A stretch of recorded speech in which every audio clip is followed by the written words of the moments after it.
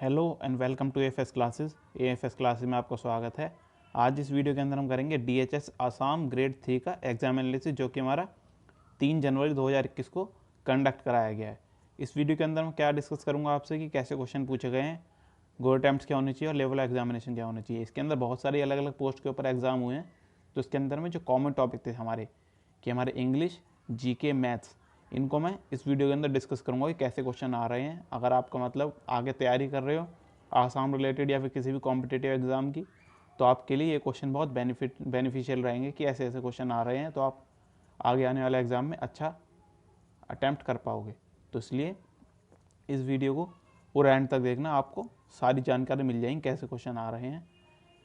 और बाकी मैं पूरा एक मेमोरी बेस्ड पूरा डाल दूंगा आपका पेपर आसाम को, तो चैनल का सब्सक्राइब कर लेना हमारे, और वीडियो को लाइक कर देना, वीडियो को शेयर करना कि ज़्यादा से ज़्यादा लोगों तक पहुँचे। चलिए हम वीडियो शुरू करते हैं। तो मैं पहला बताया था क्वेश्चन क्या था कि ये था कि ए एक टंकी को भरता है 6 घंटे में और बी भरता है 8 घंटे में। तो एक सी है जो कि उस टंकी को 10 घंटे में भर देता है। तो पूछा था तीनों मिलकर उस टंकी को कितने टाइम में भर देंगे। तो ये क्वेश्चन था, इसके अंदर ईजी है, आपको इसका एलसीएम लेके निकाल देना। Normal basic time and work का क्वेश्चन है ये, पाइपिंग सिस्टम का। तो आपको इसमें कुछ ज़्यादा डिफिकल्टी नहीं होनी चाहिए। और जो डीआई थे, डीआई के 2-3 टाइप के डीआई क्वेश्चन आए थे। एक बार ग्राफ आ गया आपका, टेबुलर डीआई थी। तो इसके अंदर आपका ये नहीं है कि एक ही डीआई पे आपको क्वेश्चन पूछे हो, अलग अलग डीआई पे क्वेश्चन पूछे थे। तो आप पूरा डाटा को सॉल्व मत करने लगना, जो क्वेश्चन ने पूछा है उसी को सॉल्व करना बस खाली। और डीआई के क्वेश्चन भी जो दे रखे हैं वो ऐसे दे रखे, रैंडमली की लगातार नहीं दे रखे कि एक क्वेश्चन पहला क्वेश्चन है तो उसके बाद 10वां क्वेश्चन डीआई का आ रहा है उसी डीआई का, फिर अगली जो डीआई आ रही है वो चेंज हो जा रही है। पहले जैसे कि हमारी ग्राफ बार ग्राफ आया था, तो अब टेबलर डीआई आई है 15वें में, उसका भी अगला क्वेश्चन जो है उस डीआई का वो 25वां है। तो इसलिए रैंडमली डाल रखे हैं क्वेश्चन, कोई सीरियल वाइज नहीं है कि लगातार क्वेश्चन आ रहे हो। तो इसलिए ये टिप है मेरी कि आपको करना है तो पूरी वैल्यू सॉल्व मत करना, जो क्वेश्चन में दे रखा है उसको ही निकालना है, उस खाली कोई टाइम वेस्ट होगा, क्योंकि 1-2 क्वेश्चन दे रखे हैं डीआई के अकॉर्डिंग, बाकी डीआई चेंज हो जा रही है फिर।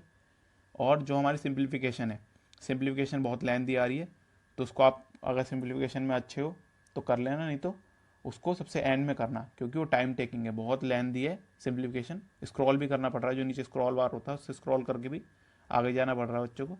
तो इसलिए उसके अंदर भी आप क्या करना, उसको एंड में करना, या फिर अगर ईजी लग रही है तो पहले कर लेना। अब अगला क्वेश्चन बता देता हूँ आपको मैं, क्वेश्चन नंबर 2। इसके अंदर क्या था, एक रेक्टेंगल है P Q R S, P Q R S. इसके अंदर उन्होंने फिगर नहीं दे रखी थी, वो उन्होंने लिख रखा था, मैं बता देता हूँ क्या लिखा था। पी क्यू आर एस एक ट्रायंगल है, टी पॉइंट है पी क्यू पे टी पॉइंट है, और ऐसे है कि वो आर टी क्यू एक आइसोसेलेस ट्रायंगल बना रहा है। आर टी क्यू ये जो है एक आइसोसेलेस ट्रायंगल बना रहा है, और पी टी जो है, पी टी वो क्यू टी के 5 गुना है। ये पी टी है, ये 5 गुना है क्यू टी के। तो उसने पूछा है कि एरिया ऑफ ट्रायंगल जो है वो आर टी क्यू का, आर टी क्यू इसका यानी इसका ये हिस्सा, इसका है 12√3। तो एरिया रेक्टेंगल पूछा है पी क्यू आर एस का। तो ये क्वेश्चन आपने समझ लिया होगा, तो मैं इसको यहाँ बता दिया मैंने इसको। अब बाकी आप ये देख लेना, मैंने समझा दिया। अगर आपको नहीं समझ में आया क्वेश्चन, सॉल्यूशन चाहिए हो तो मेरे को कमेंट सेक्शन में लिख देना, मैं बता दूंगा। बाकी अगला क्वेश्चन है कि एक पर्सन 30 किलोमीटर डिस्टेंस ट्रैवल करता है, 30 किलोमीटर। उसने अभी 5-6 डिस्टेंस ट्रैवल करी है 3 घंटे में, 3 घंटे 20 मिनट में। तो उसकी स्पीड क्या है, इसकी 5-6 क्या होगी 25 किलोमीटर, और ने कितने में करी है 3 घंटे 20 मिनट में। तो आप इसको टाइम को मिनट में घंटे में कन्वर्ट करके, मतलब 3.2 को पॉइंट में कन्वर्ट करके 3 आवर 20 मिनट्स को इसको सॉल्व कर सकते हो, किलोमीटर पर आवर में आप निकाल सकते हो स्पीड इसकी। तो इसके अंदर कुछ था नहीं खास। बाकी अगला बताया तो मैं डीआई में इसके अंदर डिस्कस नहीं करूँगा, क्योंकि डीआई 2-3 थी तो याद भी नहीं थी बच्चों को एग्जैक्टली, बस बार ग्राफ आया और टेबलर आया है, आपको ये ध्यान रखना है इसके अंदर। मैं अगला बता देता हूँ कि कोई आदमी था, नाम तो ध्यान नहीं उसका, उनने इन्वेस्ट करा है 1/4 अपना 5% पर एनम पे, और 2 साल के लिए करा उनने, 2 साल के लिए, 2 ईयर्स के लिए।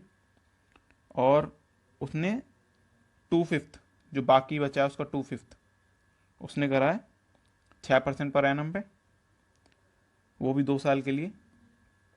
और जो बाकी रेस्ट बचा है उसने 10% पर एनम पे करा है, वो भी 2 साल के लिए। तो उसका जो टोटल इंटरेस्ट रेट है वो 1674 है, 1674, 2 साल के अंदर जो ओवरऑल आया मिला उसको। तो पूछा है कि टोटल सम क्या था, प्रिंसिपल क्या था, ये पूछा है। तो उसके अंदर आप सारा निकाल सकते हो इंटरेस्ट रेट, फिर उसको इंटरेस्ट रेट के इक्वल रख देना, फिर 100% की वैल्यू निकाल देनी है, ये था इसका। बाकी अगला बताया तो कि 10% डिस्काउंट देने पे, मार्क प्राइस पे 10% डिस्काउंट देने पे एक डीलर को 5% प्रॉफिट हो रहा है। मतलब मार्क प्राइस पे 10% डिस्काउंट देने पे प्रॉफिट कितना हो रहा है, 5%। तो मार्क प्राइस बताना है अगर कॉस्ट प्राइस जो है वो 300 है। तो ये भी इजी क्वेश्चन है, इसको भी आप कर सकते हो। जो MP/CP का जो फॉर्मूला होता है इसका, discount 100 minus discount 100 plus profit, उससे आप निकाल सकते हो इसको। और अगला क्वेश्चन बताए तो आपको मैं, इसके अंदर ये दे रखा था इन्होंने कि ABC है, पार्टनरशिप का क्वेश्चन है, A, B और C तीन है। ये पार्टनरशिप करते हैं, इनका कैपिटल किस रेशियो में, 3:4, 3:5 और 5:6 में। और इनका फिर टाइम दे रखा है कि ये 4 साल के लिए कर रहा है, ये 5 साल के लिए, ये 6 साल के लिए। और फिर इनका ओवरऑल एंड में दे रखा था 5,800 कुछ दे रखा है, 5,840 शायद ओवरऑल प्रॉफिट हुआ है। तो पूछा था ए का कितना प्रॉफिट है इसके अंदर, ए का शेयर कितना है। तो ये भी इजी क्वेश्चन था, कुछ इसके अंदर खास नहीं था। बाकी सिंप्लीफिकेशन बहुत लंबी थी, प्लस करके पूछ रखा था, चार्ट बताए थे एक बार में कैसी थी सिंप्लीफिकेशन भी थोड़ी। सिंप्लीफिकेशन में क्या था, आपके ऐसे ब्रैकेट था, उसके अंदर आपके प्लस माइनस करके यहाँ पे सिंप्लीफिकेशन चल रही, 4 डिजिट थी, ऐसे प्लस माइनस, फिर डिवाइड का साइन था आपका, फिर नीचे भी आपका क्या था, प्लस माइनस और मल्टीप्लाई था यहाँ पे, यहाँ 20 था शायद, यहाँ पे कुछ मल्टीप्लाई थे, यहाँ भी 4 साइन थे। फिर इनको सॉल्व करके इक्वल्स टू में बताना था 43 डिवाइड बाय क्वेश्चन मार्क। तो ये बताना था उसकी वैल्यू आपको, मतलब एक्स था वो, एक्स की वैल्यू बतानी थी इसके अंदर क्या है। अब अगला बता देता हूँ आपको मैं, एक क्वेश्चन था इसके अंदर आपका, उसमें पूछा था लार्जेस्ट 6 डिजिट बतानी है आपको, जो कि 12, 15, 20, 24 और 30। लार्जेस्ट 6 डिजिट नंबर बताना है आपको जो कि 12, 15, 20, 24 और 30 से डिवाइड होता हो, तो वो कौन सा होगा। तो ये भी आप कर सकते हो, इन सब का एलसीएम लेके लार्जेस्ट डिजिट से डिवाइड कर देना है, और फिर जो आएगा रिमाइंडर उसको माइनस कर देना लार्जेस्ट 6 डिजिट में से, वही आपका आंसर होगा। और एक डिविजिबिलिटी पे एक और था, ऐसे रखा था 3, 7, 8, शायद ये कुछ चेंज हो सकता है इसके अंदर, XY Z ये वैल्यू चेंज हो सकती है, इसलिए ये पक्का नहीं है। इसने पूछा था 7, 11 और 13 से डिविजिबल है पूरी वैल्यू। तो पूछा था इसके अंदर ऐसी X+Z-X, ये पूछा था। तो इसके अंदर निकाल लोगे, 378 है तो ये भी 378 होगा। 7, 11, 13 में यही होता है, रिपीट होती है 3 3 वैल्यू। तो ये भी इजी क्वेश्चन था। आगे बता देता हूँ मैं, इसके अंदर कुछ ऐसा पूछा था, परसेंटेज से रिलेटेड कोई सिम्प्लीफिकेशन जैसे क्वेश्चन था कि 6% ऑफ 0.66 ऑफ 6 डिवाइड बाय 0.6, इसका पूछा था आंसर। तो ये आपको बताना था, ये भी इजी सा क्वेश्चन था सिंप्लीफिकेशन का। बाकी आपको बता देता हूँ आगे में क्वेश्चन। एक था, एक आर्टिकल को बेचा है 98,000 कुछ था वैल्यू, उस पर 3 कंजिक्यूटिव उन्होंने डिस्काउंट लगाए हैं, एक 5%, फिर 10% और फिर 15%। तो अब उसका डिस्काउंटेड प्राइस जो है वो क्या होगा, ये पूछा था इसके अंदर। ये भी इजी सा क्वेश्चन था। और इसके अंदर दे रखा था उन्होंने ट्रिग्नोमेट्री का, बताऊं तो आपको मैं ट्रिग्नोमेट्री क्वेश्चन बताया, साइन ब्रैकेट में 2 थीटा प्लस 5 थीटा मतलब 7 थीटा ही हो गया ये, टू कॉस थीटा प्लस 16। तो थीटा की वैल्यू पूछी थी इसके अंदर, आप वैल्यू पुटिंग से भी निकाल सकते हो इसको, ज़्यादा मुश्किल नहीं है। और बाकी एक टाइम एंड वर्क पे और बता देता हूँ आपको क्वेश्चन में। इसके अंदर क्या था कि 5 लोग एक काम को 18 दिन में करते हैं, 5 मैन, और 7 घंटे काम करते हैं वो दिन में। तो ये बोला था कि 7 मैन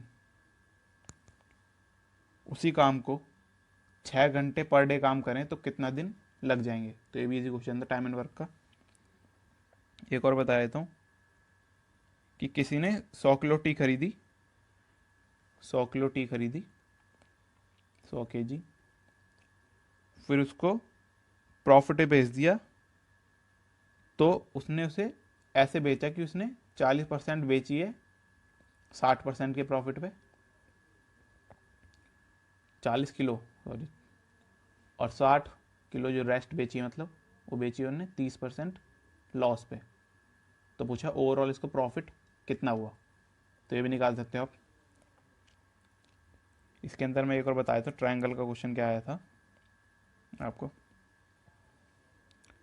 ट्रायंगल के अंदर क्या आया था आपका, बी ए सी है, ए बी सी जो आपका एक ट्रायंगल है, उसमें बी ए सी की वैल्यू दे रखी थी 90, मतलब ये बी ए सी, ये बी ए सी, ये 90 है, तो इसको हम 90 मान लीजिए, ये राइट एंगल ट्रायंगल। इसमें बी सी की वैल्यू 25 थी, और पूछी थी कि मीडियन जो है ए डी मीडियन है, उसकी लेंथ क्या होगी। तो ये पूछा हुआ था इसके अंदर।